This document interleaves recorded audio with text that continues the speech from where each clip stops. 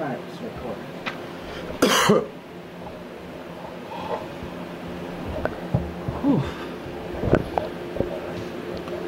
Next game we're going to talk about was a big game, which was Storm versus Primetime. Unfortunately, we wasn't able to record the whole game. We recorded the last 2 possessions of the game, but the game has already been a great shootout. As I'm going to read some of the stats right now, you'll see it on the screen. Moolah ran back a kick. Machine had a touchdown. And on the other side, Meek had 2 touchdowns. Nas had a touchdown. Great game going so far. We're going to get into that part. Remember, 18-15 primetime. We're getting towards the end of the game. Yeah. Watch me on 5 rushes sacked by Pig. Great sack by Pig. Showing the ability to still be able to pursue the quarterback. I like the fact that Tiki put him at the giver position to make a play. Great play here. Then watch me throw the speed in the gap for a decent game, picking up the first down. Watch me then throws the Hemsky in the middle for a nice game, getting him to the 5-yard line. Watch me finds Hemsky cutting in front of the end zone for the touchdown. Put them up 21-18. Hemsky has a touchdown already. Hemsky has a 2-point conversion already. Hemsky has an extra point already. Him and Watchme's been finding.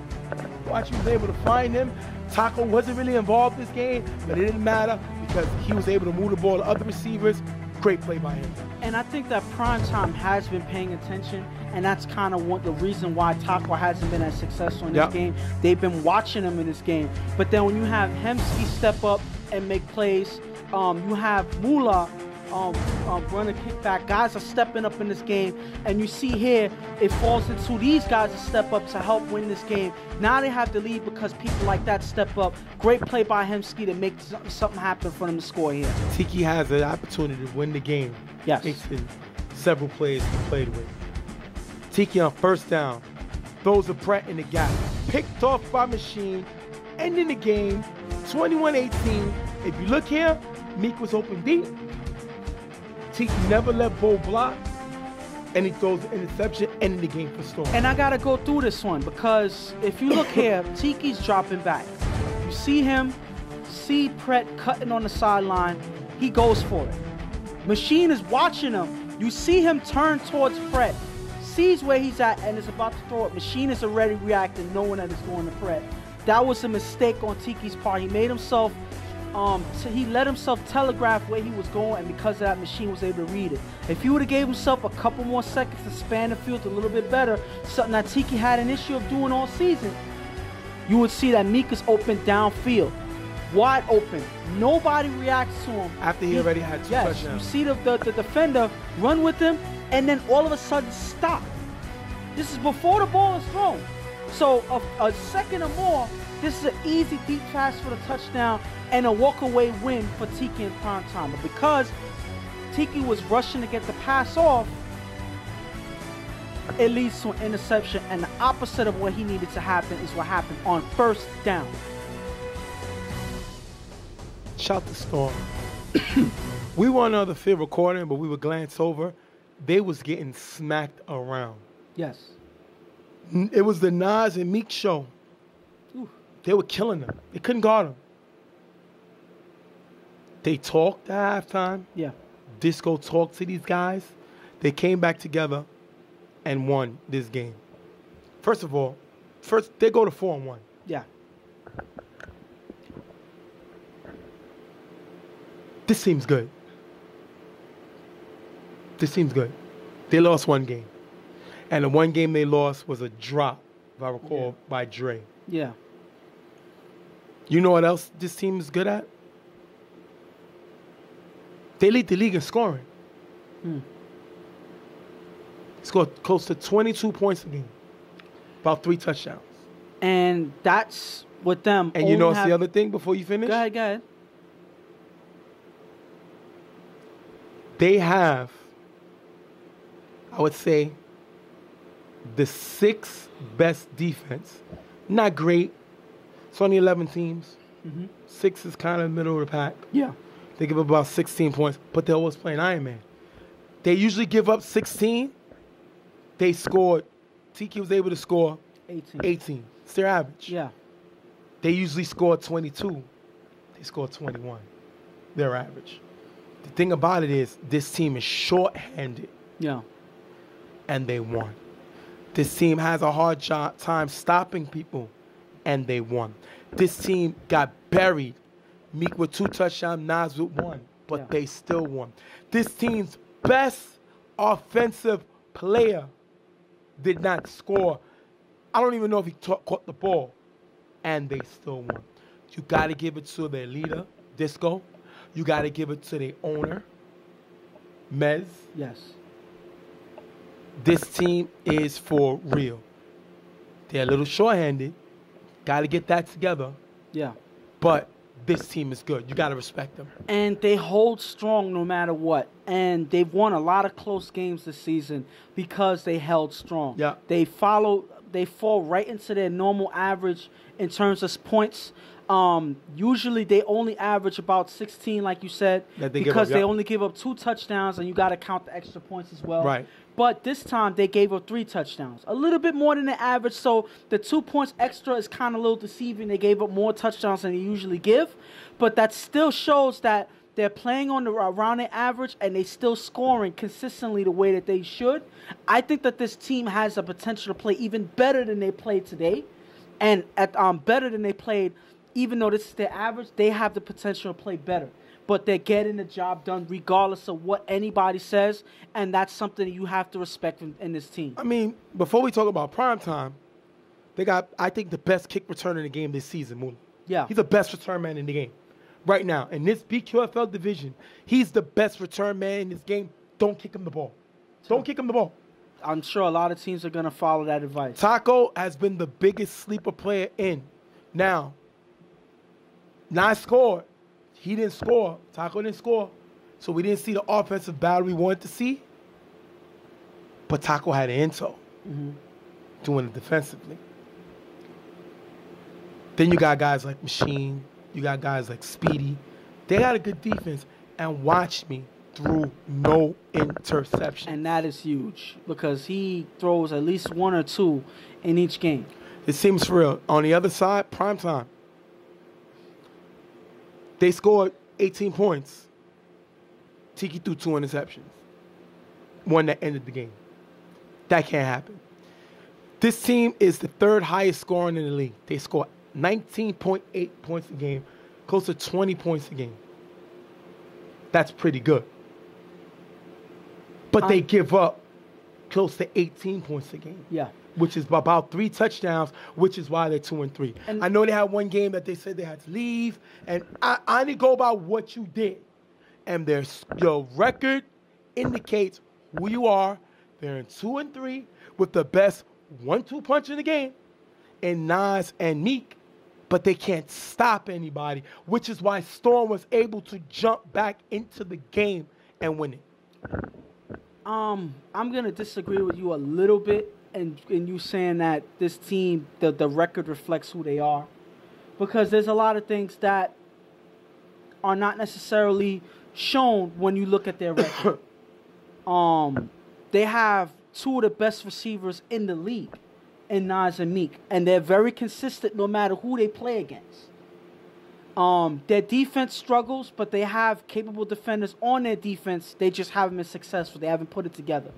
Do they have the ability to improve on defense because they have guys that can play defense? I believe so. You know, besides that, I think that this team plays only as well as Tiki plays. I think that is the key. As well as Tiki plays, he has 2 receivers that you just got to throw him the ball. You throw one the ball in space, he can make somebody miss. A guy's about 6'3". He can make somebody miss and score. You got the other one who you can throw it up, and he's physical to get the ball. You just got to get them, though. Don't turn the ball over. Yeah, that's all you don't need to do. So you're saying that he shouldn't throw to everybody else? You know what's the main thing we didn't see? What? No Quick. Yeah. Did you see Quick? No. I don't remember seeing Quick. And I think that that's one of the reasons why Tiki is struggling right now. Because he has been favoring these 2 guys in Nas and Meek lately. And because he's not using all the other players normally. Well, he did. He tried to throw the ball to Pratt. As far as I remember, Pratt is not a dominant offensive player. I get that. So you threw on 1st down a play to a guy who's not really known for his offense when you had, by most arguably, your best offensive player open on 1st down. and you don't take a shot? But my thing is, Quick not being here was another blow to the team because Quick is probably one of their most consistent inside the 5 players. He's a person you should have on your field when you're inside the 5. Especially, but they wasn't, when they was out in the field, he would at least draw attention because of his size. Yes. But again, this is on Tiki. Yes. He had an opportunity. I think he overthought himself. He messed up this throw. And the reason I say that is you had a blocker. Yeah. You never let the man block. This is on Tiki. Yeah. And this pathetic primetime defense. Pathetic to let Storm come back in the game and win this game. They needed this game. They would have jumped to 2 and 3 in the middle of the pack, and now they fall. I mean, what else is there to say? This team is a lot better, in my opinion, than what they have on their record. But that's how they've been playing on the field. And even though I still don't agree with the whole your record reflects who you are, but the record is exactly how you're playing on the field. That's what you're showing. I don't believe that this is what this team is, but that's what you're displaying They're on a the team field. that can score but can't stop anybody. Their defense is terrible. You know the teams that give up more points than them? You got Demon Knights. They give up 21.2. You have Bullies. They give up 20.6. Pharaohs, 19.6. Commission, 23.6. You know what's the combined record of all those teams? 6 and 14. That's one of your favorite words. Atrocious, is it? The other teams are terrible because they can't stop anybody. Well, now Primetime joins them because they can't stop anybody. And if you add their record, that means the teams that give up the worst defenses in the league, I would say 1, 2, 3, 4, 5, 6, 7, 8, 9, 10, 11. The 5 teams in the league with the worst defenses in the league are combined 8 and 20. I'm sorry, 8 and 17. In this league, if you can't stop, you're going to be bad. Yeah. And that's what's going on. That's why Primetime is 2 and 3. And like I said, I do numbers. That's what I do. Yeah. So again, you just explained the point that I made. Regardless of how much potential that they have, or points that they can score, they don't stop anybody. Yeah. They're going to be in the playoffs, out the playoffs. We're going to wrap this one up. Storm with the win over Primetime, 21-18. We'll be right back.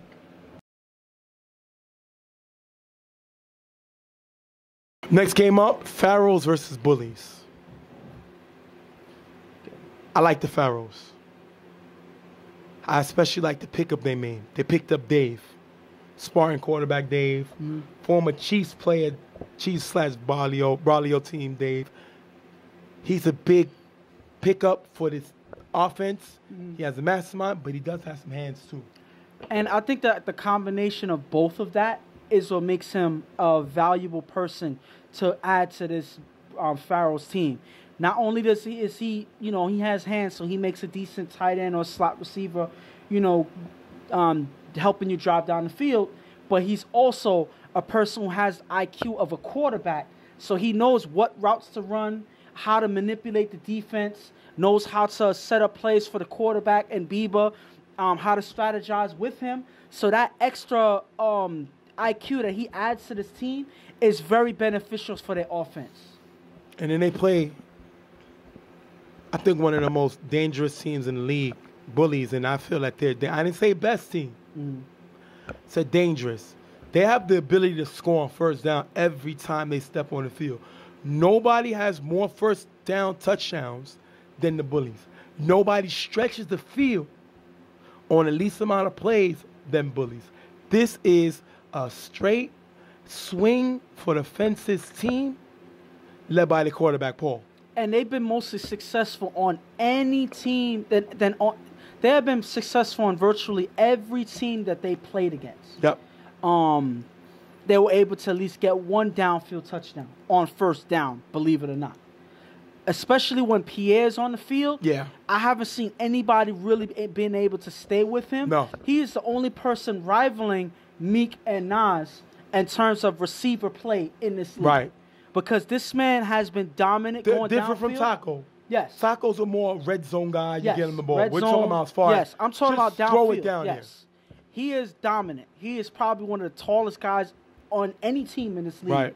And he's one person that has deceptive speed. By the time you notice that he's downfield, the ball is already in his He hand. also wears sweatpants, and a lot of Yeah. times he's running, he's pulling up his sweatpants. So I don't know if he don't like shorts or something like that. Can you imagine his speed if he had shorts on? Yes. So the hilarious thing is, again, because you just explained that, and I didn't even notice that, I didn't pay attention to that, because he's running, holding up his pants, that shows that he's not even running at full speed. So if he says, you know what, to hell with it, I'm going to wear shorts, to hell with the sweatpants, he's beating people crazy on the field. Yeah. So the potential that you could see on the field if he plays his best, running at full speed, is mind-boggling. And he's still able to get downfield easily. Him and Paul is a dynamic, their connection is ridiculous, and to stop that is to help your team win the game. All right, we're going to jump right into the game. Beaver's going to throw the tie in the gap for a decent game, pick up the first down. Then Beaver on 5 rush, rolls left, throws to Dave, wide open on the sideline for a decent gain. Second down, Beaver throws to Dave in the gap, getting to the 5-yard line. 4th and goal, Beaver finds Dave in the corner of the end zone for the touchdown. Notorious gets the extra point, 7-0, Pharaohs. And right away, they're able to drive down the field, chop up the field. Bieber, I'm sure that he's made, strategize with Dave, and he's also able to use him in his drive to help him get the score. That is the way to start out early, knowing that the Bullets can put up points at any given moment. You strike first, and you hopefully you're able to play some smart defense, and keep them from responding quickly. Well, the Bullies must have heard what you were saying, because on first down, Paul throws deep to Pierre, open on the sideline, caught in the end zone for the touchdown. 7-6. 7-6. Farrell still got the lead, but Bullies score right back. Wishful thinking is not always proper thinking, because again, I'm being optimistic, thinking that they was gonna make something happen on defense, knowing that they know what he does. And it didn't matter, because they are another victim of the first down touchdown thrown from Paul to Pierre. That is just, they just make it look easy. My only problem with this is, look at the corner, circle the corner. He never sees Pierre running by him. Did you hear what I just said? He never sees Pierre run by him. He's the tallest guy on the field. What, is he invisible? But that's because, again, they've been doing this all day. They're watching the quarterback on the sideline and getting beat by the receiver because they're not seeing the receiver run down the sideline. After a few short passes for the first down, Beaver on 5 rush, rolls left and throws it away incomplete. Third down, Beaver throws deep to Dave in the middle, high incomplete. Last down, Beaver downs the ball, putting the Bullies at the 49-yard line, turnover down. Basically, he wanted to give them a 4 and out. Yeah. So he went for it, backed up, took a knee to turn the ball over. That was not a great offensive drive by the Pharaohs, getting stopped. And that's not something that you want to do when you have a team that could put up points at any given moment. You have to play smart. You have to use the field the way you need to. Check down, throw to your check down receivers. I don't think that they were staying short for Bieber, and I don't think he was able to connect. It was a smart move to pin them at the 49-yard line, but now you have to depend on your defense that failed in the first drive to stop them on this one. First down, Paul throws a Pierre in the gap for a decent game. Second down, Paul throws a Chad in the gap for another nice game. 4th and goal, Paul runs it in for the touchdown. Dave gets the interception, extra point, 12-7. If you look here, the defense played back the whole drive, allowing Paul to chop the field up. This is where he'll be more dangerous, because if you're playing them in a cushion, because you're worried about them getting the pushing downfield, you leave the intermediate passes, and Paul takes it, runs in it for a touchdown. And the thing about it is, you can't, even though Pierre has been overshadowing everybody on the offense, you cannot forget Chad here on this offense as well. He is a big-time playmaker. He's one of those people that can take off at any given moment, making big plays in the middle and in the gaps, and he's one of the reasons why they were able to drive down the field and score. 12-7, Bullies. Beaver with a short run to get him to the first down. Second down, Beaver throws the Jackie in the gap for a decent game. 30 seconds left. Last down at the 10-yard line. Beaver finds Dave in the back of the end zone for the touchdown. If you look here, the same guy you talk about, Chad, left guard and two guys. Paul never slides over. Dave get the extra point. 13-12, take it into the house. And if you look here, what is Chad to do when you have both receivers lined up in front of you? Now, obviously, there's a pick your poison moment there, but you would rather give up the short than the back, and he gives up the back. The thing about it is, I don't even think he was aware that the other receiver was behind him. But because Paul never shifted over,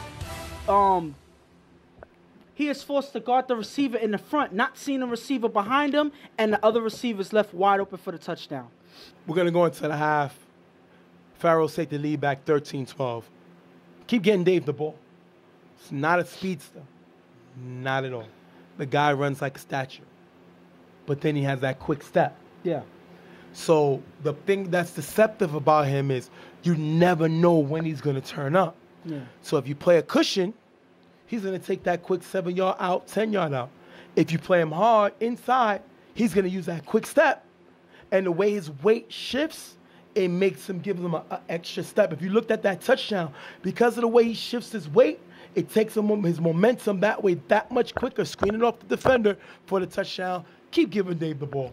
And before I get on to the bullies, I got to mention, like I said before, not only is all of that true about Dave, but again, his IQ as a quarterback, he knows how to manipulate defenses and find windows in the gaps. Since he's been doing it behind the pocket, he's able to do it as a receiver, finding gaps and becoming a big-time receiver for Bieber on offense. Now, on the bullies, I like the way that Paul has been playing this game as quarterback. I like the way that he's just strategizing, manipulating the defense on his side, catching him with that deep pass, making him another victim of the first down touchdown with Pierre. Yeah. Now they have to respect that you can throw deep at any given time, which gives Paul the opportunity to dump off here, look for Chad here, look for the other receivers here, and that last touchdown was just as easy as when they scored on the first down.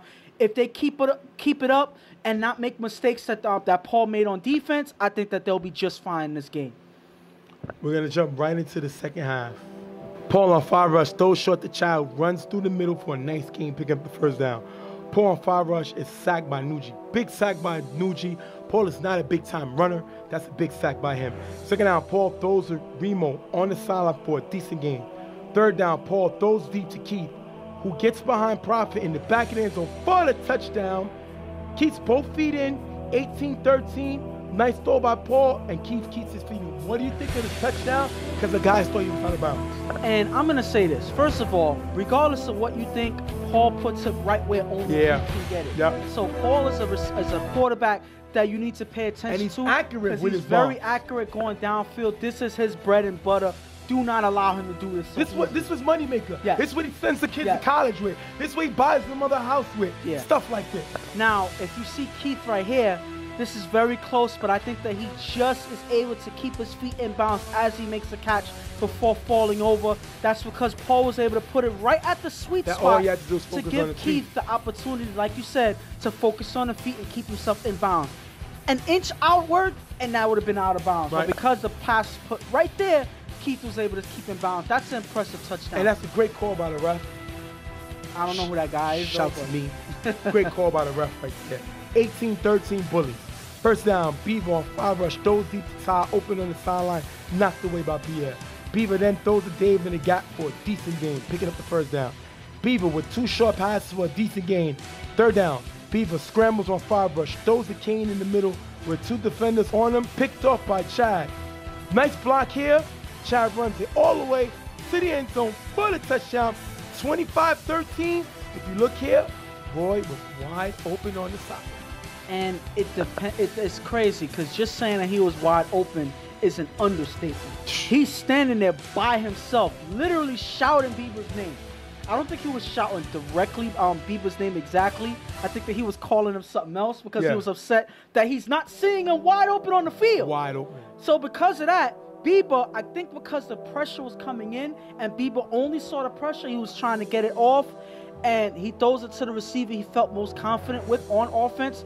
Not Dave this time, but Kane, a person who's been playing well all season, he forces it to him. This was an ill-advised throw because you have not only Chad there, but Remo there as well. They were waiting to make a play on it. Chad was the faster one. And once Chad got a hand on this ball, he's gone. He's the fastest guy on his team. Yep. So as soon as he touched the ball, he's looking to go on down the races. One good block, put down right here, and he's off to the races. That is a way for them to take advantage of Bieber being under pressure and then putting up points on the other side for it. 25-13 Bullies. The throw-off is out of bounds. Farrell's taken at the opposing 45-yard line. Bieber throws a profit in the middle for a nice gain. Then Bieber on a free play throws a profit front of the end zone for the touchdown. Offsides on the defense. They're going to decline that penalty. Kane gets an extra point. 25-20. They jump right back in it. And this is a way to come back from the mistakes you made. You're behind, but you're not rattled. You see Bieber keeping his composure after that mistake he made in the last drive. Finds pocket profit on this drive here and is able to finally find him in the end zone. Still chopping down the field, and it's just as successful. Bullies are not able to hold them when they do that. So I think that they need to just do more of that and stay the course. Paul on first down, rolls left on 5 rush, throws deep to Remo, open in the back of the end zone. Caught, steps out of bounds though, incomplete. Second down, Paul throws a child on the sideline who runs across the field for a nice gain. Third down, Paul throws a PM back of the end zone. Off target, short, picked off by Ty, giving it right back to the Pharaohs. Sometimes Paul gets himself in trouble because even though he puts up points, he throws interceptions. Yeah. This is a bad throw. He had his receiver, who was his brother, open. He underthrows it. Ty goes up the ladder, makes a nice pick, giving it back. And you got to give Ty just as much credit for this great defensive play because he knew that the ball was going there. Yeah. If this was a jump ball, he has no chance. But because this play was thrown off target, since he was able to read that they were going there, he's able to make a play on it. Regardless of how tall the receiver is, he's still trying his best to make a big play, and he's able to make one there. Still 25-20 Bullies. Beaver throws a Kane in the gap. That's going to be dropped. Second down, Beaver throws a profit in the middle for a decent gain. Third down, Beaver throws a receiver in the middle, off target, incomplete. Last down, Beaver on 5 rush, throws a Kane in the middle, high, picked off by Remo, giving it right back to the Bullies. And Beaver threw terrible on this drive. Out of the 4 passes, he only completed 1, and then he threw a pick. Terrible drive. Well, no, then you technically can say he threw 2 completed passes. Just the other ones to the wrong team. The thing about this here is Beaver is showing his weaknesses now. Under pressure, he throws picks. Yep. Under pressure, he backs up and forces passes. Yep. Under pressure, he does not make the best decision. Yep. So that's one thing that you want to keep doing if you're whatever defense that opposes Beaver, because he's showing his hand here. Twice he forced passes when he was under pressure, and both times that led to interceptions. Second down, Paul on 5 rush runs for a short gain. Third down, Paul throws a child in the gap for a decent gain. Fourth down, Paul throws it up to Pierre in the back of the end zone. High, incomplete, turnover on down. Another back-to-back. We've seen them. Pharaohs able to stop this Bullies offense, which is a tough thing to do. Wait for them to step up, try to get the walk-off win. Beaver with 2 passes to profit for the first down. After 2 short plays, Beaver throws it to Dave in the middle of the end zone. High, incomplete. If you look here, Kane is wide open. Beaver misses him and throws a bomb to Dave. Yeah, I don't. That's still advised. Fourth down. Beaver throws it up. Dave gets a hand on it. Can't hold on to the ball. Dropped. Game over. Bullies 25-20. Dave has to hold his ball. And I think Dave has to hold his ball. Yeah. He's their best receiver. Now, I'm going to tell you this. He's the tight end that went out and got. He's the guy in the red zone. He has to catch this football. But I'm going to tell you this. This was a hard catch to hold on to. So, again, yes, you know the rule. When you're a veteran receiver, if it touches your hands, you got to catch it. But if you look at this play, he is not able to even grip the ball. He touches it with both hands going towards it like this, but he's not able to hold on to the ball. Too much contact in the end zone. He's not able to make a proper catch on the ball. That's unfortunate, but again, I can't put it on him why they lost this game. That was a game-winning touchdown. They would have won by one. Look at the play, and you'll see what I mean. But again, regardless of what, you cannot put this on Dave. No. You got to put this on Beaver because he gave away 2 interceptions, 1 for a touchdown. Yep. That is what killed them in this game because they were not able to recover after that. They were able to score afterwards, but the momentum was already in Bully's favor, and they were not able to come back from the deficit they were already in. Pharaohs fall to 2-3. Bullies fall to 2-3. This was the 8th and 9th worst defense in the league. That's why it's 25 points at 20. Yeah. They don't really stop anybody. Bullies show their ability to get other guys involved. Bullies show their ability to score points with their defense. Bullies can come out with a full squad, which a lot of times they don't. Mm-hmm. This team can be dangerous coming into the playoffs. And I like Paul. Yes. I like Pierre, but I like Chad too. Yes, I was gonna say that he is probably their most exciting player on their team. Yes. Because he's a player that can play hard and play very big on both sides of the ball. And you can't teach speed. And yes, this guy's probably one of the fastest guys I've seen play on this field so far. Correct. So he is exciting to watch. I'll race him. The thing, I would hope to see that. I'll put money on it to see you. He has to give me a lead. Here we go with that. Listen, I can't say that Pierre's the most exciting player on the field because when he goes downfield, it's so easy that it looks boring. I got to say it like that because, again, these deep passes, if you look here, are so easy that it's like, okay, they threw another deep pass. What else is new? There's nothing excited about it because it's boring. It's the same play over again, but nobody's been able to stop it. It's not him burning guys down the field. It's him just throwing up and Pierre's just waiting to catch it. So, again, boring but successful. I'm not mad at it. I'm just saying it's boring. I think he's like a Mike Evans from Tampa Bay because he has the size. Yeah. And he's one of those guys, he's not a burner. Yeah. But you wonder, how did this guy go missing? Yeah. Like, how did we miss this guy getting downfield? Which is what he does. Yeah. He has deceptive speed. And it's like a truck that the gears pick up as it starts moving. And not only that, he's one receiver that I see that takes advantage of the cornerback's mistake. Yeah. When he sees that the cornerback is lining up, watching the quarterback off of the hike, he keeps going. He just takes off. And his brother will throw him the football. Yes, so that combination right there of him reading that mistake in the cornerback and Paul waiting for him to make that, for him to see that mistake, they connect. It's almost certain that they get touchdowns off of plays like this. But these two teams are on the bottom. Three-team tie. So we'll talk more about that on the next set. But Bullies come away with the win, 25-20 over the Pharaohs. Bullies go to 2-3. Pharaohs go to 2-3. We'll be right back. Real Tough Talk.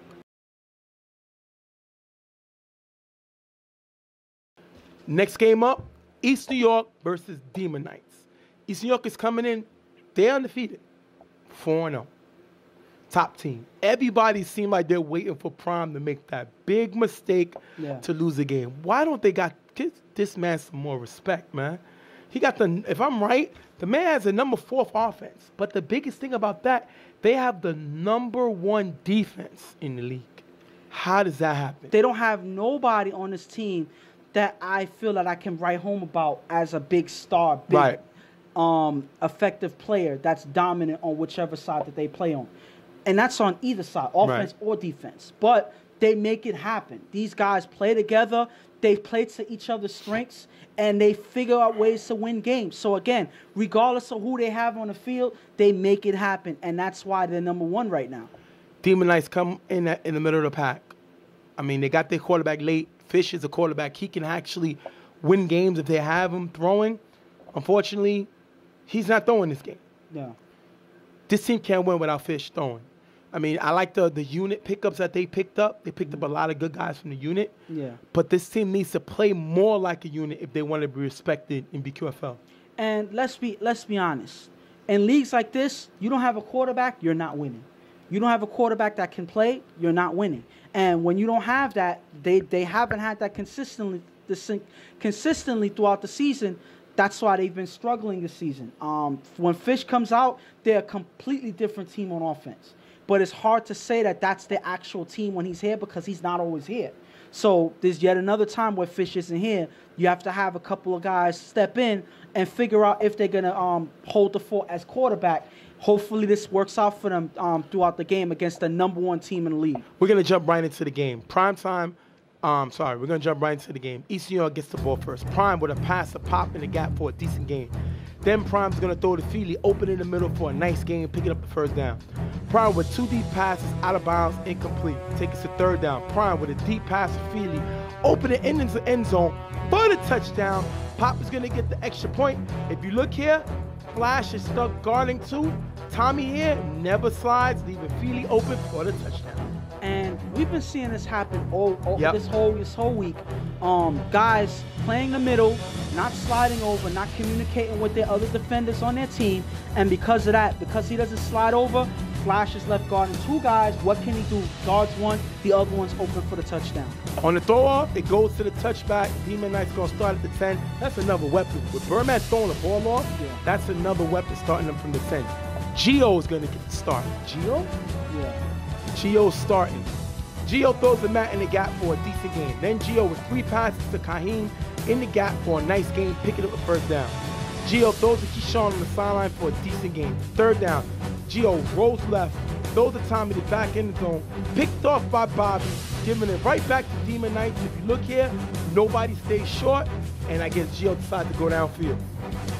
He tried. I don't know. The thing about it is when you don't have nobody short, you have to figure something out. Yep. And what is he going to do, run? I doubt that. So, again, no offense to him, but that's not his game. So he had to try to make something happen, and it leads to interception. These guys got to create a safety valve for him. They know that he's not a starting quarterback, so they got to help him out. They don't do that, and it leads to an interception. Prime hands it to Pop, who runs on the sideline for a decent game. Pop is very important to this offense. I don't know how old he is, but they call him Pop, so that means something. But the guy's a very important cog to this team, and you see it right here. Second down, Prime, all 5 rush, pumps and runs in the middle for a nice game. After a short run on first down, Prime on a free play, throws deep to Birdman on the sideline. Birdman can't hold on to it, incomplete, but he got offsides on the giver. Prime on 5 rush, runs again to the outside, nice game. If you look here, Flacco gets caught jumping, Flacco flagged again for going offside. Prime is showing the ability to escape. His running is as dangerous as his passing, maybe a little more dangerous. And the thing about it is, again, when you think that they have nowhere else to go, then Prime can take off and get a few yards to get to keep the drive going. So again, he doesn't hurt you with him chopping down the field. He hurts you running for a big game and keeping the drive going. Third and goal, Prime finds Feely cutting in the front of the end zone for the touchdown. If you look here, Keyshawn is going to Chuck Freely and gets beat. West gets the extra point, 14-0. Freely's a big bull. So if you're going to come and jam him, you better connect. He misses him, and this is what happens. The thing about it is, regardless if you connect or whatever, if you're not throwing him off of his route, then it makes no sense. Right. He doesn't do that at all. And all Freely does is cut to the gap while you're busy chucking, he cuts right to the gap and leaves open, and that's an easy touchdown. The thing about it is, we got to talk because these two, him and Pop, are a father and son combination playing on this team. You have Pop, that was one of their big time offensive players all season. Now you see Freely taking over the fort as their main offensive player, having already 2 touchdowns in this game. Tommy comes in, so they bench Gio for throwing the pick. Okay. Tommy throws to Kaheem, open in the middle, that's dropped. After a short pass for the first down, Tommy throws deep to X on the sideline, almost picked off by West. X got to be a better player than this. X is a guy that I think is on the cast of being a good player. He's a decent player now. He's not good because he's not consistent. So he has to become from decent to good to star to superstar. He has a lot of work to do. He got the talent, but the kid doesn't know how to use it. Second down, Tommy throws to Matt on the sideline. Matt, stop running, pass incomplete. Last play before half, Gio throws it up out of bounds, taking us into the half, 14-zip. This team needs to go. No. 14-0, we're going to have Demon Knights with the lead. If I'm Demon Knights, I need to get in my car, drive a few blocks down, and go to CCC. That's the church in Brooklyn, nearest to the field, because we need to pray. Maybe we could get the father to come down and get behind center and throw, because G and Tommy are not going to do it. I don't see how that's happening. You're saying that demon knights are going to pray in church. That is not a formula that even makes any sense. So again, like, they need to get Fish. I don't know if he's fishing somewhere, but they need him to throw. This team is a decent team when Fish is here. When Fish is not here, you have a blocker quarterbacking, and you have a guy that plays free safety quarterbacking. Not a good idea, which is why it's 14-0. They need to be exercised. That's what they need, not to pray. But hey, listen, whatever works for them. In terms of East New York, they're doing what they got to do. They're doing their job. They scored every time I got the ball. And the thing about it is, Freely's a person that they can't stop right now. He's a person that takes up a lot of space in the gaps. He has a quick step, finds the gaps, and gets himself open. I got to give it to Prime. Again, I'm not going to write home and say this man is the best quarterback I've ever seen, but he's one guy that knows how to get it done with what he has. And that's why they're first place, and that's shown that in this game. When he had to, he took off, got a few yards, kept the drive going, chopping down the field, finding a receiver in the gaps. Everything he got to, he's done. And the defense is holding as well. So, again, what can I say that's negative? Keyshawn on the kick return just past the line, making the 4-and-out. They was telling him not to pass. He got caught up in his momentum 4-and-out. Tommy throws the Matt on the sideline, who runs for a decent game. Then Tommy throws the Gio on the sideline to get them to the 10-yard line. Third down, Tommy throws the X, cutting in the gap. Nice blocking by Gio. X runs it in for the touchdown, 14-6. Gio is a guy I like to call the wall. It's hard to get past this man when he's blocking. He's not a quarterback. He's not a big-time linebacker. The guy's a tight end / fullback that gets paid big bucks to do this. This is exactly what he does. Pave the way, be in the wall, and get your man X in the end zone. And this is what X needs to do more often. They need to get him the ball in space, let him do what he do, but he can be the X factor. 14-6. Maybe you can earn that name. The thing about it is, I like the switch to Tommy, coming in at quarterback, letting Gio stay on the field as an extra blocker / tight end. I think that works in their favor because Tommy shown that he's able to chop up the field on this drive, and he's able to use these guys better on offense than him being the offensive play himself. Second down, Prime runs, but it's tagged by Flash or a short game. Third down, Prime on 5 rush, throws a pop on the sideline. Kaheem and Flash break it up incomplete. Fourth down, Prime on 5 rush scrambles, throws it to West in the gap. Picked off by Flash, giving it right back to Demon Knight. This drive belongs to Flash. He just got a big sack, and I think this is where Prime hurt his groin. He aggravated it, because Flash was able to chase him down for a short gain, and then Flash was able to get the pick. Definitely great play. These are some of the mistakes that people are waiting for Prime to make, and I guess he must have heard him because he made them. I mean, the one gripe that I have with Flash is on this play. Yes, this was a nice interception, but if you would have knocked it away, you would have had better field position. Again, you have a struggling offense. You got to know where you're at on the field. Him knocking the ball away would have benefited them even more, but still solid defense overall. Second down, Tommy throws a Flacco in the middle. That's going to be dropped, picked off by West, giving it right back to East New York. Flacco's the leader of the team. He's got to put it together. This is the top. If you cut the snake's head off, the body's going to die. He can't make these mistakes. That is a huge drop after your team just made a stop. Big drop by him. This was a clear pass that probably could have been the start of a good drive here. Right in his hands. It looked like one of the defensive players got in his eyes, but again, you know it's coming to you. You got to be able to anticipate that the ball is coming. He doesn't, and if he drops it and it ends up being a pick, your team can't afford that right now when they're in that position. Prime throws it freely in the gap for a decent gain. Second down, Prime throws it West in the gap to get them to the 5-yard line. Third and goal, Prime fires Freely, cutting in the end zone for the touchdown, 20-6, and Mr. Freely has a hat trick. Great throw by Prime, but get his man. 1, 2, 3 touchdowns. What can you say about this man? 3 touchdowns in one game. We've seen guys who are more athletic score 3 touchdowns in one game. We talked about Taco, how he's had 2 touchdowns this game, 3 touchdowns this game. But Freely's been doing the same thing throughout the season, and he's done it quietly. So that's impressive, knowing that he doesn't have to have the flash, but still produce the same exact results as so many other players in this league, and that's benefiting their team right now. Second down, Tommy throws deep to X, guarded by West, overthrown. Incomplete. After a short pass for the first down, Gio on second down throws X on the sideline, runs for a decent game. I don't know if they're playing music for quarterback because this is depressing right now. Third down, Gio throws X on the sideline at the 10-yard line. Fourth down, Gio throws X in the back of the end zone, high, incomplete, turnover on downs. Look here, now he was wide open in front of the end zone. Gio missed them, turnover. And I think that Tommy was a better quarterback than Gio in this game. I don't know why they kept switching back and forth. They scored with Tommy, so why switch him out? I don't see the logic behind it. I guess they looked at Tommy as he's a taller receiver, and he would help them better in that situation on offense. But regardless of whichever, it's not working, and Gio was completely off target with this pass here. What else can you say? After a few plays to kill the clock, Prime throws it to the receiver on the sideline for a nice game. Last down, Prime throws a feed, leaves wide open in the gap, picking up the first down, ending the game 20-6 East New York with the win. Every single thing that they did in this game, besides one hiccup, they did right. Yep. They scored in almost every single drive that they played on offense. Big plays on defense throughout. Guys stepped up. What else can you say? You see West coming in the game and becoming a factor on his team in this game. Freely doing what he does.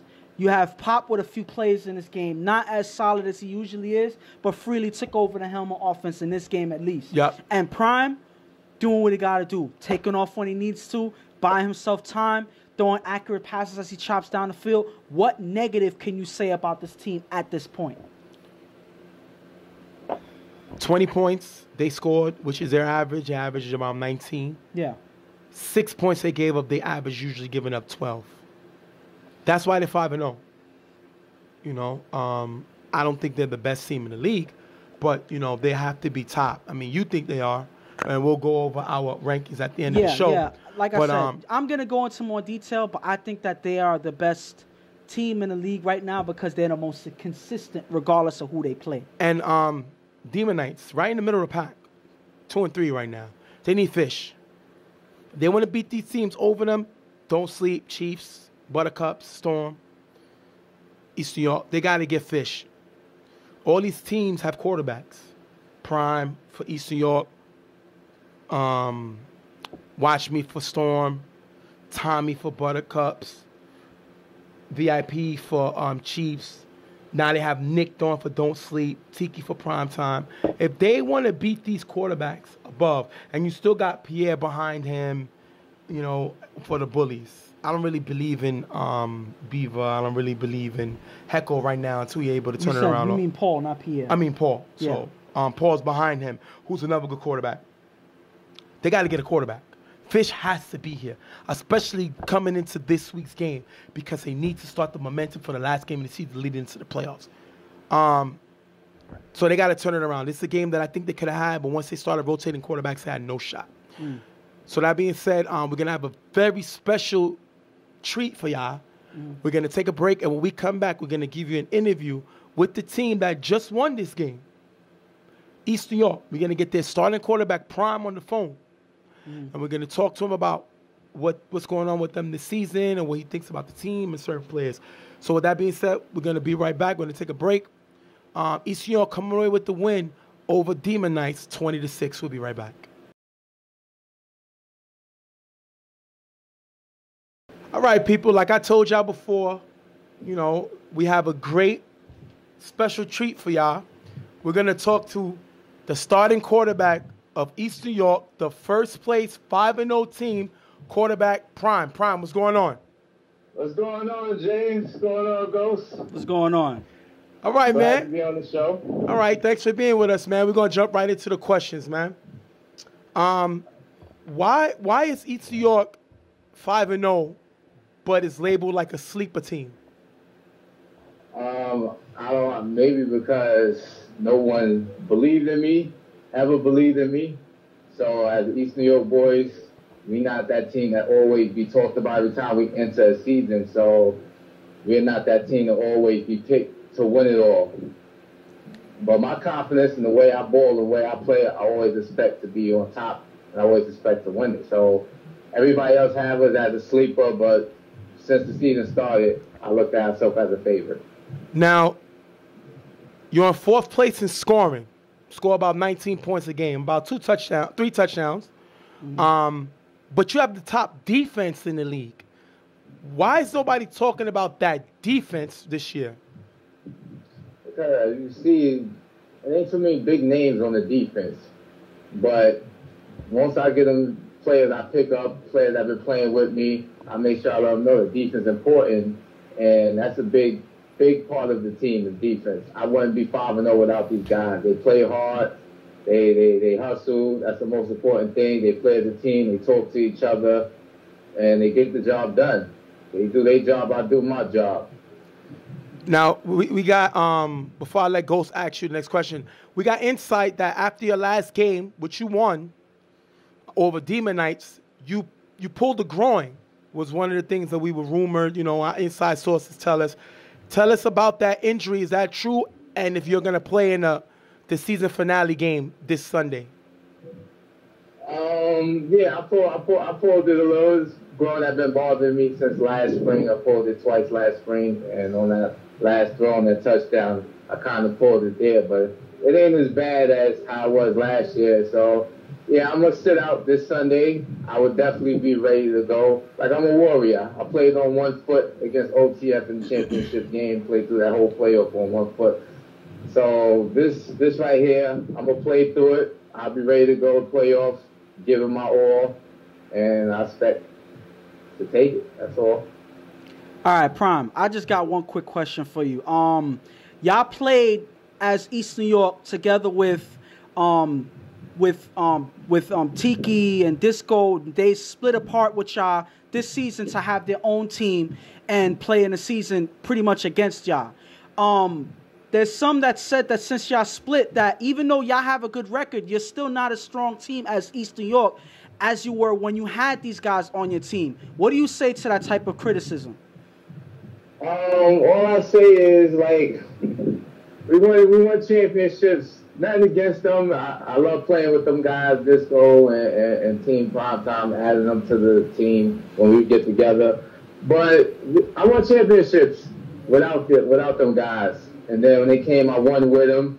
And then Tiki won with us. And then I won again with me and with my regular squad. So it's back to the old regular thing. And we're going to play hard. And I don't, they can say what they want, but we strong. As you can see, we strong. Now, you said that y'all didn't have a lot of big names.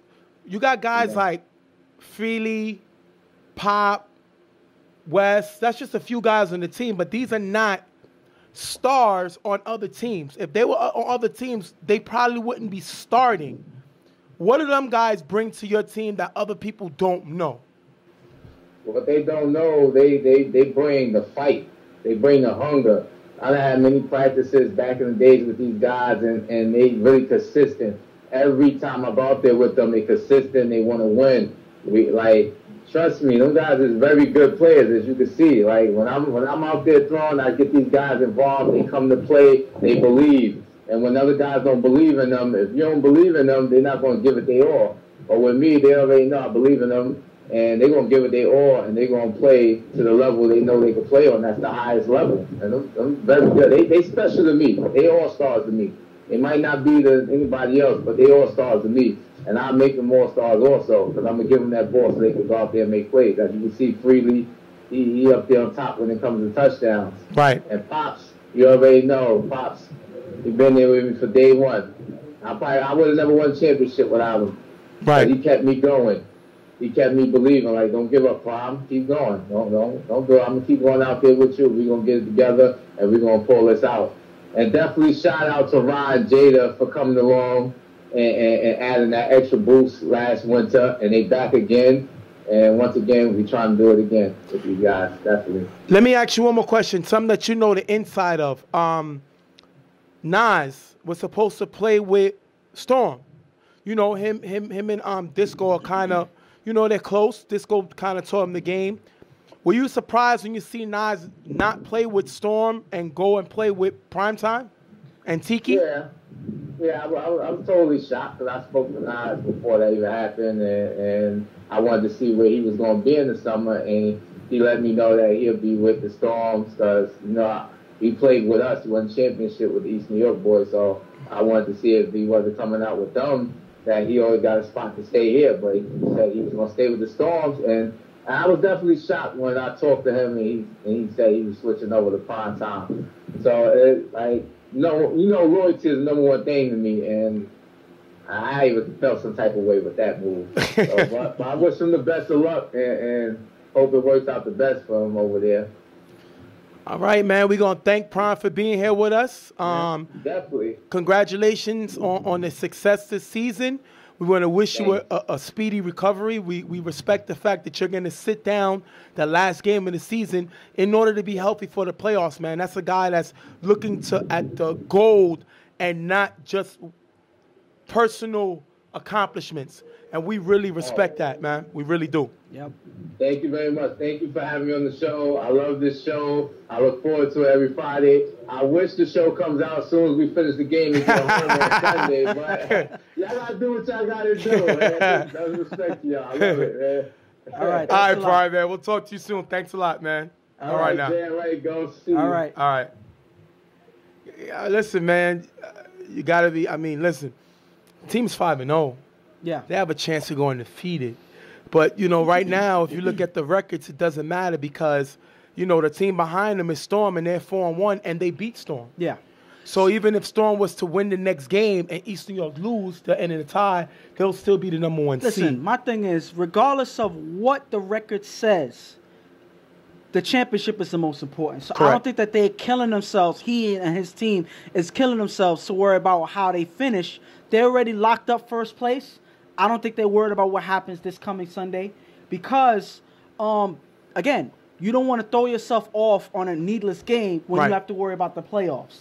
But at the same time, there's teams that's coming to play them, whichever team comes to play them later on Sunday, this may be something of a momentum shift Going into the playoffs. So you may give that team, if they win a certain way in this game, the confidence and the morale, the momentum to beat you in the playoffs. They Correct. may carry that into the playoffs. So you want to try to end your season solid no matter what. I agree. You don't want to show that, you come out flat because you feel it's unimportant. Yeah. Because, again, that could come back to bite you in the end. So it's on them how they choose to come out. I don't think that they're worried about the first place, but you still want to end your season strong regardless. Yeah, you hit it in the head, but the thing about it is, forget the game, that groin. Yeah. It's easy to re-pull a groin. He said he dealt with it last year. Now you're coming into this season and pulling the groin 2 weeks, you would say, before the playoffs. Yeah. And Prime is a running quarterback. That's what makes him more dangerous. He's not a guy that can kill you from the pocket. I think because he knows his ability to escape and extend plays is what helps him. How you think the change would be if he has to sit in the pocket and make throws? I think it'll be a drastic change because he'll be in that much more pressure because, again, I'm not going to say that they're a team that relies on blocking for Prime all the time. Right. That's a receiver that they normally lose. So that's why Prime is best when he's on his feet and creating plays for himself. And if he's not able to do that, he's less successful of the quarterback if he sits in a pocket. That's just not his style, and it's going to affect their whole offense. But their defense has been carrying. This team gives up an average of 12 points a game. Yeah. That's the best in the league. Listen, they got to pop starts on a lot of their games.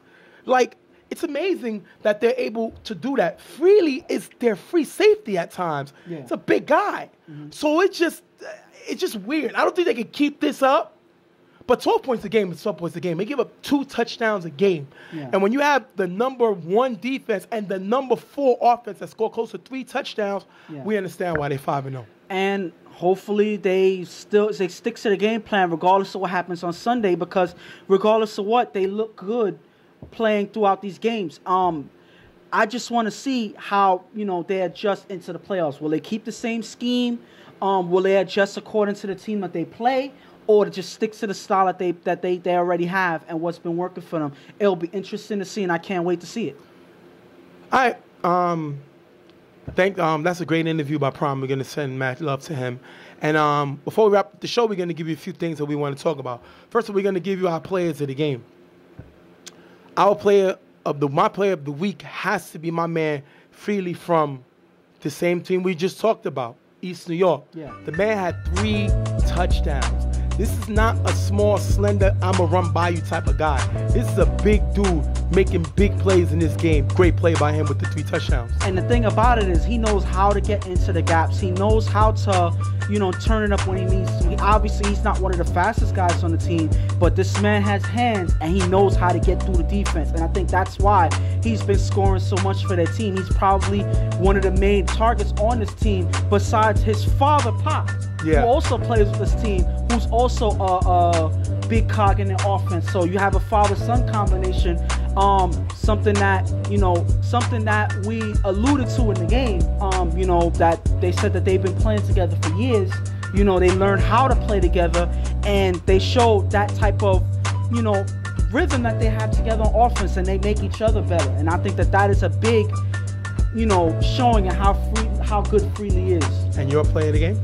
And mine has to be, surprisingly enough, Dave of the Pharaohs. Wow. Dave is known as the quarterback most of the time, whatever team he plays on. But I got to give him the player of the week or the day because he had 2 touchdowns, 1 extra point, and an interception on an extra point on defense. So this man comes into the game on his team doing whatever he has to help the Pharaohs win their game. So he's one person that I'm sure he gives counsel to the quarterback, which is Bieber.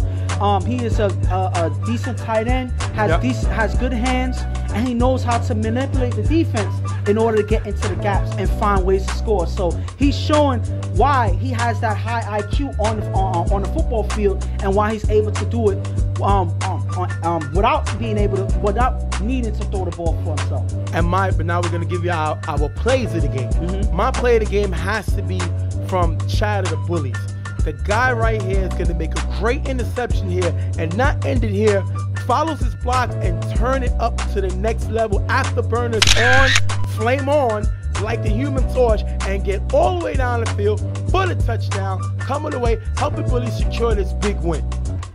And my play of the day, my play of the week, has to be, play of the week, mind you, is Machine's play on Storm versus Primetime.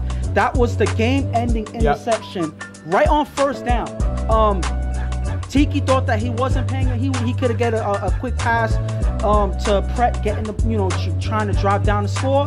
Machine took that hope away from him by reading the play from the very beginning, seeing where Tiki's looking at, go in and snatch that ball for the interception, ending the game. He knew it was over as soon as he saw where Tiki was looking. He goes and gets that ball. Again, not the most flashy of plays, but a play that ends the game. That shows that Machine is a defender that you have to watch out for because his IQ on defense is off the charts, and that's why he was able to make this play. And we'll wrap that up, bro. Congrats to those guys. Freely from Freely from East New York, Dave from Pharaohs. 2 players of the week. Chad from Bullies. And Machine from Storm as the plays of the week. All right, we're going to give you once again our power rankings. We did it a few weeks ago. We're back with it now. And I'm going to tell you what I think from top to bottom and, a few whys, and then you'll see if you agree what you switch. My number 1 team, even though they're 4-1, Storm. They're my number 1 team. This team scores 22 points a game. They score the most points in the league right now. As long as they got Speedy and Machine here, this team is definitely a formidable team. I got them at number 1. Let me get that because I'm taking notes as you go along. Number 2, I have East New York. Definitely a team that shows their ability to make plays. It all comes down to Prime. I'm not a real believer in that defense. I can't believe they're number 1. When you got guys like Pop at linebacker, you got Freely at safety. I don't believe in that defense. That's why I can't put them number 1. They're number 2. Don't sleep number 3. I moved them all the way up. They're 3-2. They won their last 3 games. Got to put this team up. Joel, if there was a coach of the year, you would have to put him in the running, because for him to go 0-2 and then turn this team around coming into the last week of the season this week, definitely great. 4th seed, Chiefs, another 3-2 team. I put them at number 4 because I don't know what's going on with that Jesse's suspension. We don't know if Jesse's going to miss the first round of the playoffs. We don't know how that suspension is going to go. And the way that man's been playing, definitely something to talk about. I can't put them high because I don't really believe in all their guys, especially when it came short. We don't know when that ace is going to show up. We don't know what half these guys are going to be. And if they're not full strength, that team is hard to beat. It's hard to believe in. Number 5, formerly I had this team number 1, dropped them all the way to number 5, Buttercups. I do not believe in this team anymore. Allow me to reintroduce myself. My name is Bandwagon Jumper. I'm jumping off of the bandwagon. I do not believe in the Buttercups. They lost their last 2 games. Mm-hmm. And they just not a team that I think is what they saw. I think everything I saw in the beginning was an illusion. I think they're showing the team that they are right now. The next team you got, number 6, Primetime. I got them all the way at 6. This team is 2-3. And to be 2-3 and number 3 in scoring is ridiculous. They scored 19.8 points a game. That's number 3. But they give up 17.8, close to 3 touchdowns a game. They're number 7 in defense. That is terrible. You saw that versus Storm as they allowed Storm to get back in the game after they had a big lead. Next one, Bullies, number 7. Bullies, another team that I like. The problem is, 1, they depend too much on a home run. 2, this team loves to play Iron Man. They're not going to go anywhere because when the days get hot and you get tired, it's hard to win a playoff game when you only got 7 to 8 guys. Next team, 8, Demon Knights. Not a strong believer.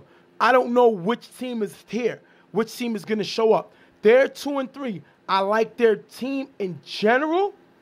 Pretty decent defense, but I don't really believe in them. They haven't given me any reason to jump out the window and say, this is the team to look at. Fish has to be here for all the games. The games that Fish don't show up, this team is in trouble. He didn't show up last week, and they lost. Number 9, Pharaohs. I like the pickup of Dave. That's a big pickup. But they got nobody that can spread the field. Beaver's not a home run threat already. And now he don't got a receiver to throw the ball down. So all the team's going to do is, once they learn to take Dave away, this team is in trouble. They don't have a great defense. They give up a lot of points. They're number 8 in defense, giving up close to 3 touchdowns a game. It's hard for me to believe in them with that. Number 10, Suicide Squad. I don't believe in them at all. They got a good defense. That's what's crazy. This team is 1-4, number 4 in defense, but they give up points. So, no, number 4 in defense, but they can't score. They're number 9 in scoring. Because why? They don't have a quarterback. Hecko is not, he just became the starter a few weeks ago, and then he didn't come to this last game. They won, but they won over commission, and then they lost to the Chiefs. Yeah. And then you got to ask, that Rico suspension, he's their best player. So if he has an extended suspension, this team is one and done in the playoffs. And commission, once again, they got to be in 11th, only because the offense does not score. They score the lowest in the league. That's why they have the worst defense in the league, because the offense does not score, and they punt more than any team in the league. Yeah. So it's hard for the defense to make stops when they're always playing defense. So that is my 1 to 11 ranking on my teams.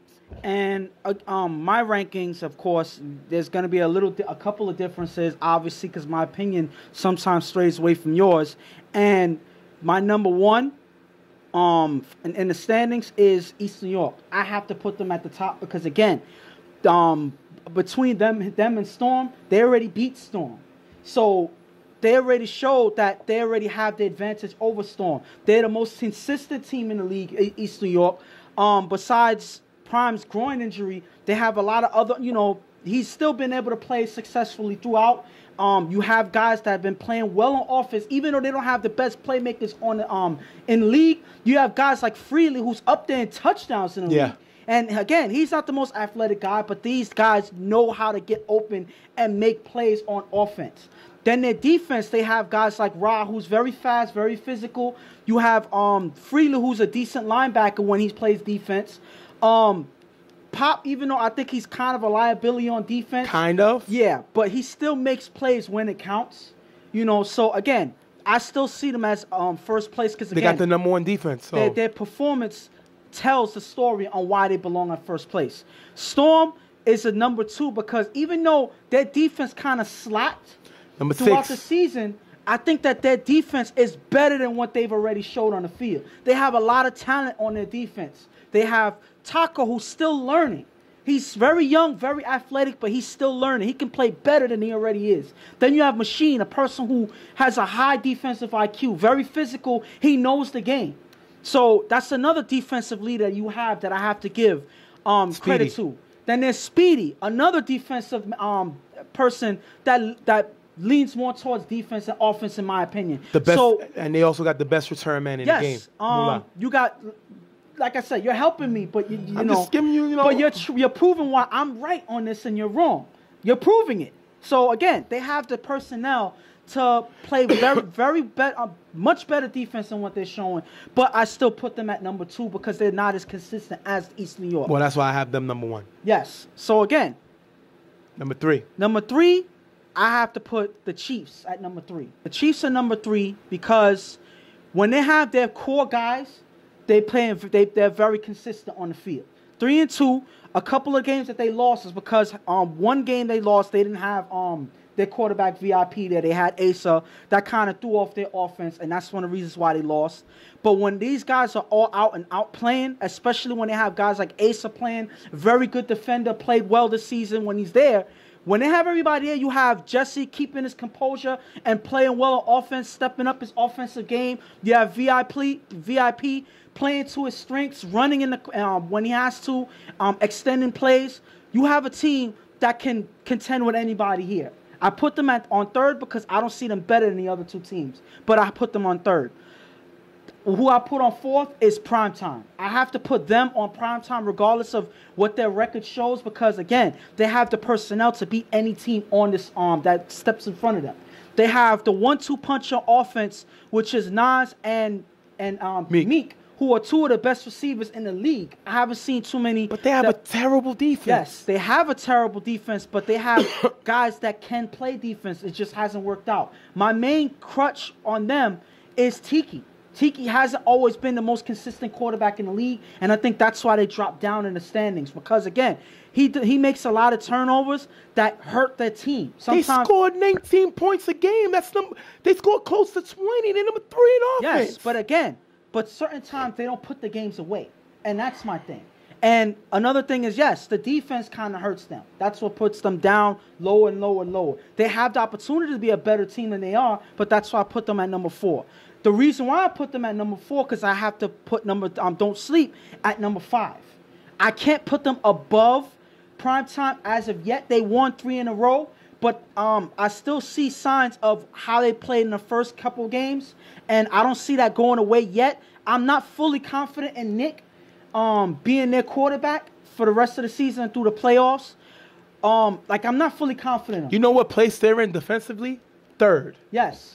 But they're in 10th in offense. Exactly. And that's why I said Nick coming up hasn't convinced me why they belong at a higher level. So that's why I put them at number 5 because I'm still not sure. I'm on the fence with them. Okay. Now, the 6 is Buttercups, who dropped all the way from number 1.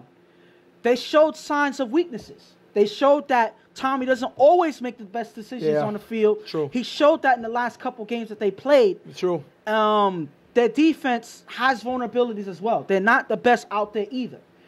So these are things that certain teams are starting to exploit and take advantage of. And I don't see the Buttercups recovering from that as of yet. They have to show more for me to see if they can recover from that or not. That's why they're at number 6. Number 7 is the Bullies. We both have them at 7. Yes, I have to put them at number 7 because I don't see them above any of the other teams on the top. But they have one of the best downfield games in the league. Yeah. Even though it's only 2 guys on the team that kill, which is Paul and Pierre, which is quarterback to receiver. Yes. So my thing is this. They have a connection downfield that's better than any other quarterback receiver in this league. But their defense hurts them because they have one of the worst in the league. They give up 20 points a game. They're 9th. So my thing is they put up a lot of points, but they give up just as much, if not more, every game. So that's why I have to put them at 7th, because they hurt themselves on defense, where regardless of how well they do, sometimes they can hurt. Their defense can bring the other team back in the game. Yeah, they're second in scoring. Yes, but They just give up a lot of touch. So again, they're that number hurts 2 them. in scoring at 21.4, but then they give up 20 points. yes. Now number 8 is Demon Knights. We both have them on the because I like the team. I like the guys on the team. They are, in my opinion, a lot better than what they've shown on the field. They just have no game plan, no strategy. The quarterback issue that they had last week kind of hurt them, where they had a mix of Tommy and Gio, because they didn't have Fish. Fish is their starter. Fish there. I think that with Fish there consistently, But we don't know they're when a better Fish is team. coming. But Yeah. that's the thing. Fish hasn't been here most of the season. Right. So that's what brings them all the way down. They'll be much higher up if Fish was there consistently. Right. So that's why I say they're a better team than what they show on the field when they have everybody there. Number 9. So number 9, I gotta put Pharaohs there because again, Same thing as me. again, a lot of the criticism is related because I don't think that Dave adding themselves to the team is enough. I'm not confident in Bieber getting them all the way as quarterback. And then number 8th in defense. Yes. They give up close to 20. So my thing is this: that's the whole middle of the pack situation that they have. Then they have certain situations where they don't have everybody here when they need them to. So I need to see more of them to put them higher than what they are. Number 10, I have to put Suicide Squad here. As disappointing as I am to put them here, because I have a lot of guys that I respect on this team. I respect Rich as the energy of the team, a very physical defender. I look at Rico as an up-and-coming star on this team and in the league, because he's shown that he can put in the effort on both sides of the field. The only thing that hurts him is he takes himself out the game with his temper. And when these guys fall out in the game, everybody else follows. Yeah. And the thing about it is, when these guys play well, they can contend with anybody. And they have the number 4 defense. Yes, so again, and that's because of guys like this that play well on this team and everybody else follows suit. When you have these guys hurting themselves off the field, it throws everybody else off, and that's why they dropped to number 10. And number 11. Has to be Commission. There's no debate there that they're the worst team in the league. The worst offense, the worst defense. And that's because, again, the offense kills this whole team. Yeah, because they got a decent defense. They got playmakers defensively. They have playmakers. Right. I can't say they have a decent defense. They have playmakers on both sides. They have Keon. They have Will. They have guys that can play. The offense is hurting them. Yes, and that's the thing. And the offense, I got to put this more on Jay. Until he improves, I got to, put them at the lowest level. The Pharaohs got dropped in the listing because You can't. Don't go back. I can't go back. You just made it confusing. I forgot You to said the mention Pharaohs already. No, because I was going to say they dropped because they get, okay. You can't go back. Yeah. Again, they have to improve any way they can. They have potential on defense with some of these players, but Jay has to improve his game if the offense is going to improve, and that's the key to their team. All right. So I hope y'all like our rankings, power rankings. Next week will be the last week going into the playoffs. And when we get the playoff matchups, we'll tell you what we think the teams need to do in order to be successful. We're going to wrap up another show. Going to thank y'all for being with us. Thanks, Prime, for being our first BQFL Tough Talk interview. And we're going to see y'all soon, man. So on behalf of Real Tough Talk, I'm Stephen J. My partner Ghost. We'll be right back. See y'all next week. Real Tough Talk. We out.